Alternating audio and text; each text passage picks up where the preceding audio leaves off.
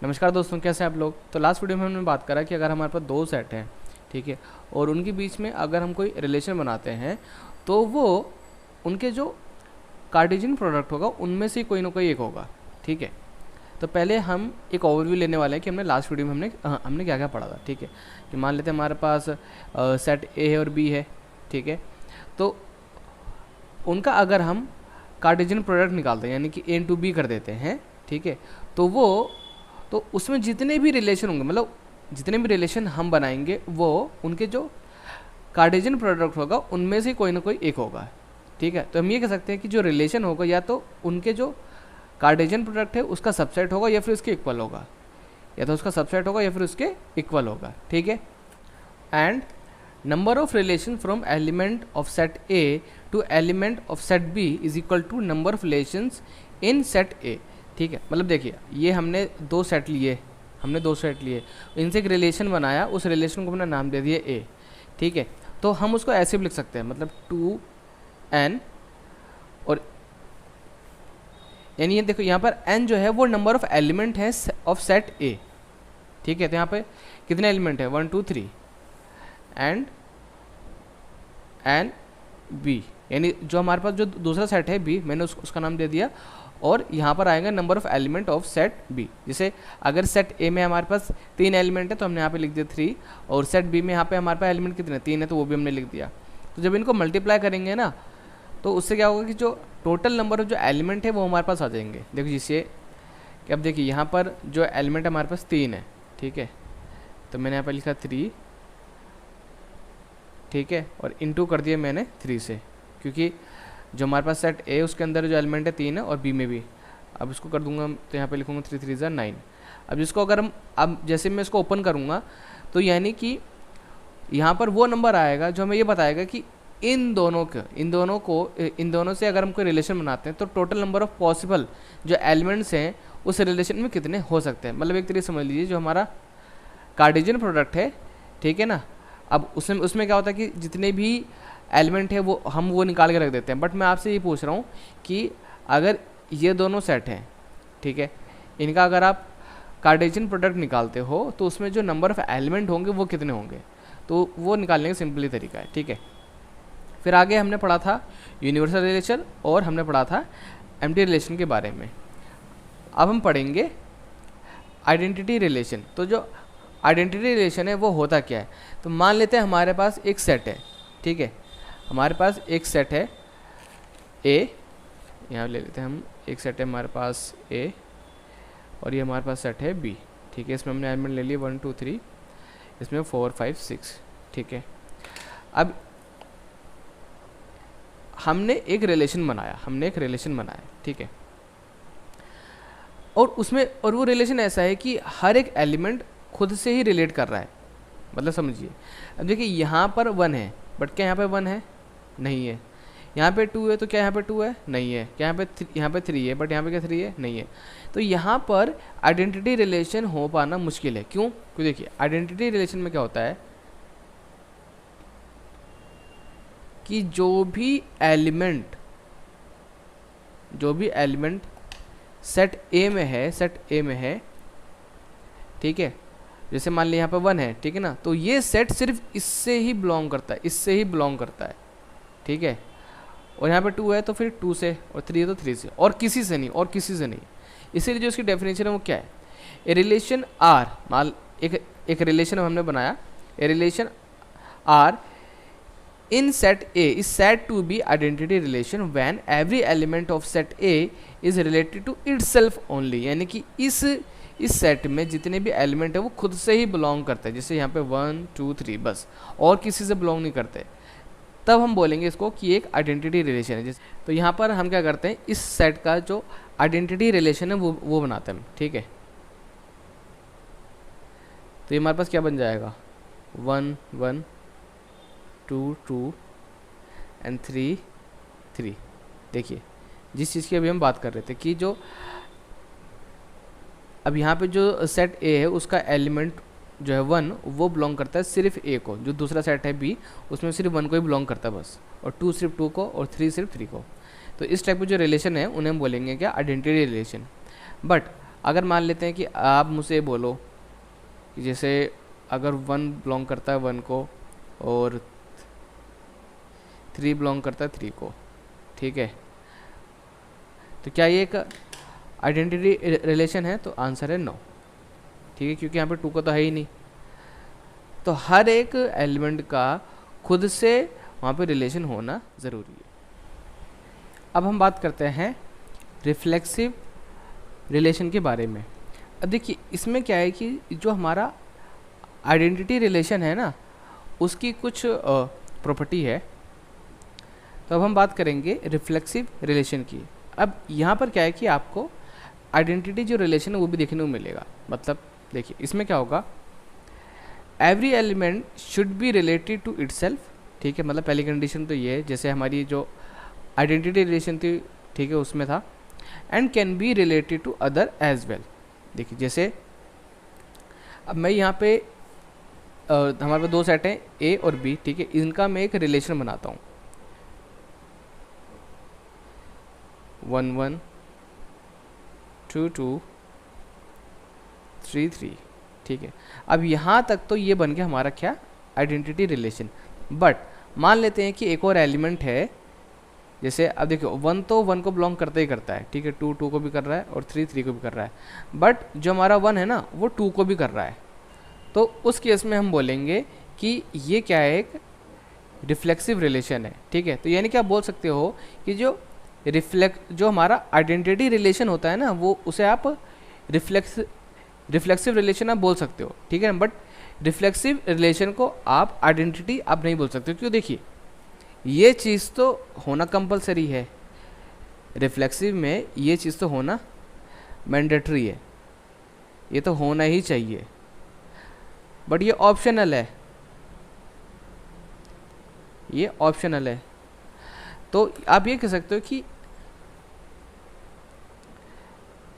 every identity relation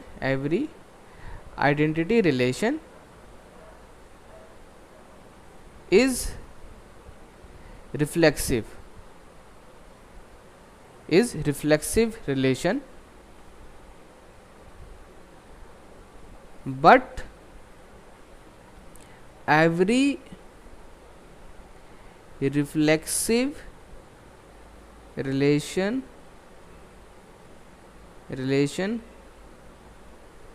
is not identity, ठीक है। तो आई थिंक ये चीज़ आपको समझ में आ गई होगी। तो चलिए आगे बढ़ते हैं। तो अब हम लोग करने वाले हैं एक एग्जाम्पल, ठीक है। अभी इस एग्जाम्पल में क्या करेंगे, हम आइडेंटिटी रिलेशन और जो रिफ्लेक्सिव रिलेशन है उनको हमें ढूंढना है, ठीक है। अब देखिए यहाँ पर एक हमने सेट लिया है बी सेट, ठीक है, 1 2 3, ठीक है, मतलब जो 1 2 3 क्या है इसके एलिमेंट है, ठीक है। अब यहाँ पर एक रिलेशन है जिसके एलिमेंट ये हैं 1 1 2 2 3 3। अब ये बताइए कि क्या ये एक आइडेंटिटी रिलेशन है? तो आंसर है यस है। अगर देखिए आइडेंटिटी रिलेशन है, ठीक है, तो वो क्या होगा, रिफ्लेक्सिव भी होगा। अभी हमने पढ़ा था ना, ठीक है। अब देखिए यहाँ पे एलिमेंट है हमारे पास 1 1 2 2 3 3 और 1 3, ठीक है, 1 3। तो ये क्या है, ये एक आइडेंटिटी रिलेशन तो नहीं है। क्यों? क्योंकि यहाँ पर एक एलिमेंट हमारे पास एक्स्ट्रा आ गया, ठीक है, जो खुद से बिलोंग नहीं करता, ठीक है, 1 3। तो ये आइडेंटिटी नहीं है बट रिफ्लेक्सिव है, क्योंकि यहाँ पर देखिए इस सेट के जितने भी एलिमेंट हैं वो खुद से तो बिलोंग करते हैं, और साथ ही साथ एक एलिमेंट ऐसा है जो किसी और सेट से बिलोंग करता है। जैसे यहाँ पे ले लेते हैं एक और सेट सी सेट, ठीक है, इसके एलिमेंट दे देते हैं 1 2 और 3, ठीक है। तो अब आप यहाँ पे अज्यूम कर सकते हैं कि जो 1 है वो 3 को भी बिलोंग करता है, ठीक है। अब आगे बढ़ते हैं। यहाँ पे देखिए 1 1 है, 1 2 है, 3 3 है और 2 2 है। अब ये बताइए कि क्या ये एक आइडेंटिटी रिलेशन है?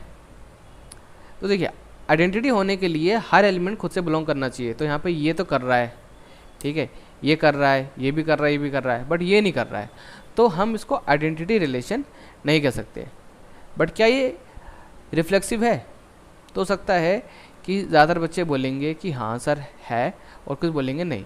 क्यों? क्योंकि यहाँ पर वो जो एलिमेंट है वो यहाँ पे देखेंगे एंड में। तो देखिए एलिमेंट आगे पीछे होने से कोई मतलब नहीं है, ठीक है, बस वहाँ पे वो एलिमेंट होना चाहिए। तो देखिए 1 1 भी है, 2 2 भी है, 3 3 भी है, और एक एलिमेंट हमारे पास और आ गया 1 2, तो ये भी मतलब तो हम कह सकते हैं कि ये रिफ्लेक्सिव है। अब देखिए यहाँ पर तीसरा 1 1 है, 2 2 है और 1 3 है, लेकिन देखिए यहाँ पे 3 3 है, ठीक है, 3 3 नहीं है, ठीक है, 3 3 होना ज़रूरी था, चाहे वो आइडेंटिटी रिलेशन हो चाहे हमारा रिफ्लेक्सिव हो, दोनों के लिए होना ज़रूरी था। तो यहाँ पे ना तो ये आइडेंटिटी है और ना ही ये रिफ्लेक्सिव है। फिर हम बात करते हैं यहाँ पे, देखिए एलिमेंट हमारे पास 1 1 है, 3 3 है, ठीक है। अब देखिए यहाँ पे 2 2 तो है ही नहीं, आइडेंटिटी होने के लिए 2 2 भी होना चाहिए था, तो वो तो है ही नहीं, ठीक है, और ये रिफ्लेक्सिव भी नहीं है, क्योंकि यहाँ पे देखो हर एलिमेंट खुद से भी बिलोंग करना चाहिए, बट यहाँ पे 2 2 तो गायब है। और 5, देखिए 5 क्या होता है, एक एम्प्टी रिलेशन होता है, तो एम्प्टी रिलेशन, ठीक है, तो ये आइडेंटिटी रिलेशन तो है ही नहीं और ये रिफ्लेक्सिव भी नहीं है। अब देखिए यहाँ पर एक हमें यहाँ पे दे रखा है रिलेशन, ठीक है, तो क्या ये आइडेंटिटी है या फिर रिफ्लेक्सिव है? लेकिन इसको ध्यान से देखिए, ये रिलेशन ही नहीं है। क्यों? क्योंकि यहाँ पर ब्रेसिस नहीं लगा हुआ, ठीक है, यहाँ पे ब्रेसिस लगा ही नहीं हुआ, तो ये रिलेशन ही नहीं है, तो ये आइडेंटिटी रिफ्लेक्सिव कैसे होगा? ठीक है, तो आई थिंक आइडेंटिटी और जो रिफ्लेक्सिव है वो आपको अच्छे से समझ में आ गया होगा। अब जो हमारा नेक्स्ट टाइप है वो है सिमेट्रिक रिलेशन। ये थोड़ा सा मज़ेदार है, ठीक है, क्यों? क्योंकि देखिए इसमें ना क्या होता है कि हर एक एलिमेंट, मतलब देखिए जैसे एक हमारे पास सेट है 1 2 3, ठीक है, तो उसका रिलेशन ना कुछ ऐसे होना चाहिए, मतलब सिमेट्रिक रिलेशन इसका कुछ ऐसे होना चाहिए जैसे 1 1, ठीक है, मतलब 1 1 एलिमेंट हो और इसका उल्टा भी हो, ठीक है, तो उसका उल्टा भी यही है। और जैसे अगर 1 2 दे रखा है तो 2 1 भी यहाँ पर होना चाहिए, ठीक है, और अगर 3 1 दे रखा है तो उसका उल्टा यानी कि 3 2 भी होना चाहिए, 3 2 भी यहाँ पर होना चाहिए, ठीक है, तभी हम इसको बोल सकते हैं कि क्या है, ये एक सिमेट्रिक रिलेशन है, ठीक है। अब इसको भी ना हमें क्वेश्चन की मदद से हम समझते हैं ताकि ये और अच्छे से आपको समझ में आए। तो अब हम लोग ये क्वेश्चन करने वाले हैं, इसमें देखिए हम दो चीज़ें फाइंड आउट करेंगे, पहला तो रिफ्लेक्सिव रिलेशन और दूसरा सिमेट्रिक रिलेशन, ठीक है। और स्पेस यहाँ पे कम था इसलिए मैंने यहाँ पे नाम पूरा नहीं लिखा है, बट आपको यहाँ पे नाम पूरा लिखना होगा, रिफ्लेक्सिव और सिमेट्रिक, ठीक है। हमारे पास सेट है बी, इसमें इसके जो एलिमेंट है वो 1 2 3 है, ठीक है। अब मान लेते हैं यहाँ पर एक हमारे पास रिलेशन है, यहाँ पे एलिमेंट है 1 1 2 2 और 3 3, ठीक है। तो हमें पता है कि ये रिफ्लेक्सिव है, क्यों? क्योंकि देखिए यहाँ पर हर एक एलिमेंट एक दूसरे से रिलेट करता है, ठीक है, तो यानी कि ये हमारा रिफ्लेक्सिव होगा, ठीक है। अब सिमेट्रिक के लिए कंडीशन ये है कि अब हमें अगर एक एलिमेंट दे रखा है ना, तो उसके जैसा एक और एलिमेंट होना चाहिए जो मतलब उसका उल्टा होना चाहिए। जैसे यहाँ पे 1 1 है, ठीक है, तो इसका उल्टा क्या है, इसका उल्टा भी 1 1 है, तो वो यहाँ पे बिलोंग करता है। अब यहाँ पे 2 2 है, तो उसका उल्टा क्या है, 2 2, वो भी यहाँ पर है। 3 3 है, इसका उल्टा क्या है, 3 3, अब ये भी यहाँ पर है। अब यहाँ पर कुछ बच्चे ना कन्फ्यूज़ हो गए होंगे कि मतलब मैं क्या कहने की कोशिश कर रहा हूँ। तो देखिए इसको पहले हम ना ये वाला जो एग्जाम्पल है हम पहले से समझ लेते हैं। देखिए यहाँ पे एक एलिमेंट है 1 2, ठीक है। अब क्या इसका उल्टा कोई एलिमेंट यहाँ पे है हमारे पास? हाँ है, 2 1 है, ठीक है। अब यानी कि इसका उल्टा तो हमारे पास है। अब यहाँ पर है 1 3, बट क्या यहाँ पे इसका उल्टा है 3 1 है? नहीं है, तो यानी कि ये सिमेट्रिक नहीं होगा, ये सिमेट्रिक नहीं होगा, ठीक है। मतलब इसका उल्टा भी यहाँ पे होना चाहिए था। तो अब इसको दोबारा समझिए, देखिए यहाँ पे अब मैं कह रहा था कि 1 1 हमारे पास ये एलिमेंट है, तो क्या इसका कोई उल्टा एलिमेंट है? तो वो यही तो है। मतलब देखो अब सिंपल बात है, अब ये 1 1 में दोबारा तो लिखूंगा नहीं ना ऐसे में, इसीलिए, ठीक है, इसीलिए यहाँ पे मैं बोल रहा था कि हाँ कि इसका उल्टा यहाँ पर अवेलेबल है। तो ये रिफ्लेक्सिव भी है और सिमेट्रिक भी है, ठीक है। अब यहाँ पे देखिए ये यहाँ पर रिफ्लेक्सिव नहीं है, यहाँ पर ये रिफ्लेक्सिव नहीं है, बट ये सिमेट्रिक है। रिफ्लेक्सिव क्यों नहीं है? क्योंकि यहाँ देखिए यहाँ पे एलिमेंट हमारे पास 3 है, 1 2 3, ठीक है। तो 1 1 भी है, 2 2 भी है, लेकिन 3 3 नहीं है, तो ये रिफ्लेक्सिव नहीं है बट सिमेट्रिक है। अब कुछ बच्चे बोलेंगे सर यहाँ पे लेकिन वो 3 3 भी तो होना चाहिए। देखिए ज़रूरी नहीं है, ठीक है, ज़रूरी नहीं कि सबके ही हो। यहाँ पर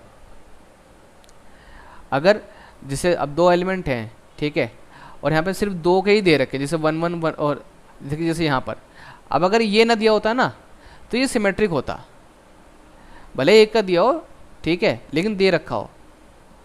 अगर मान लो अगर आपको एडिशनल दे रखा तो उसका भी होना ज़रूरी है, मतलब जितने भी एलिमेंट हैं उनका उल्टा होना वहाँ पे ज़रूरी है, अदरवाइज वो सिमेट्रिक नहीं होगा। तो यानी यहाँ पर हम बोल सकते हैं कि ये सिमेट्रिक है, ठीक है। और ये देखिए ये यहाँ पे रिफ्लेक्सिव नहीं है, क्यों? क्योंकि यहाँ पे हर एक एलिमेंट दूसरे एलिमेंट को बिलोंग नहीं कर रहा, जैसे 1 1 2 2 3 3, ठीक है। तो ये सिमेट्रिक नहीं है बट सॉरी रिफ्लेक्सिव नहीं है बट सिमेट्रिक नहीं है, सिमेट्रिक भी नहीं है ये, ठीक है, क्योंकि यहाँ पे 3 1 नहीं है। अब यहाँ पे देखिए 1 1 क्या 2 1 हैगा 1 1 और इसका उल्टा 1 1 यही हो गया, ठीक है। 3 3 और 3 3 इसका भी यही है, 2 2 2 2, ठीक है। यानी कि अब यानी ये सिमेट्रिक तो हो गया। रिफ्लेक्सिव देखें 1 1 भी है, 2 2 भी है, 3 3 भी है, हाँ ठीक है। मतलब ये देखो ये 3 चीज़ें तो हमारे पास होनी ही चाहिए थी, ठीक है, ये 3 चीज़ें हमारे पास होनी चाहिए थी, और उसके अलावा ये भी है, तो यानी कि ये रिफ्लेक्सिव भी हो गया। अब ये वाला देखते हैं 1 1 है, 2 2 है, 3 3 है और 1 3 भी है, ठीक है। तो ये रिफ्लेक्सिव तो है बट ये सिमेट्रिक नहीं है, क्यों? क्योंकि अब देखो इन 3 के एलिमेंट तो है हमारे पास, यानी 1 1 और उसका उल्टा 1 1 वो भी है, 2 2 भी है, 3 3 भी है, बट ये नहीं है, मतलब 3 1 भी यहाँ पे होना चाहिए था, तो ये सिमेट्रिक नहीं है, ठीक है।